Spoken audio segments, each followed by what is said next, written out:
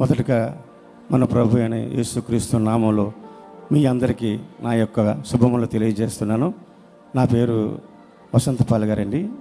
విశాఖపట్నం నుంచి వచ్చి ఉన్నాను.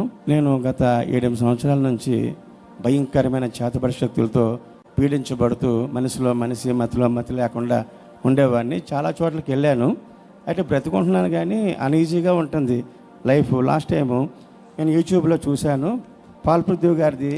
చూసిన వెంటనే సుబ్బలక్ష్మి కళ్యాణ మండపం మా ఊరిలో జరుగుతుండగా వెళ్తే అక్కడ కొద్దిగా ఈజీ అనిపించింది.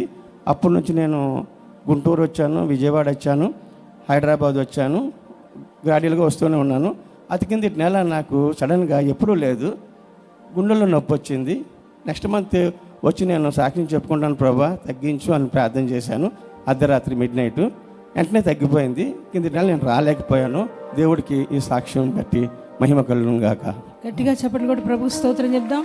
మరి వసంతపాల్ గారు చూడండి, విశాఖపట్నం నుంచి వారి సాక్ష్యం తెలియజేయడానికి వచ్చారు. మరి పరిశుద్ధాత్మ తైలాభిషేక ఆరాధనలో వారు పాల్గొనడం జరిగింది వైజాగ్లో. అలాగే వైజాగ్లో జరిగినప్పుడు పాల్గొన్నారు. అలాగే విజయవాడ, గుంటూరులో కూడా వారు, హైదరాబాద్ కూడా వచ్చారంట. తన పరిస్థితి ఏంటంటే నెమ్మది లేని పరిస్థితి. వారు ఉంటున్నారు కానీ, బ్రతుకుతున్నారు, జీవిస్తున్నారు కానీ నెమ్మది లేకుండా జీవిస్తున్న సమయంలో మరి ఆరాధనలో పాల్గొన్నప్పుడు దేవుడు తను దర్శించడం, మరి తనకు విడుదల జరగడం జరిగింది. దేవునికి మహిమ కలుగునుగాక.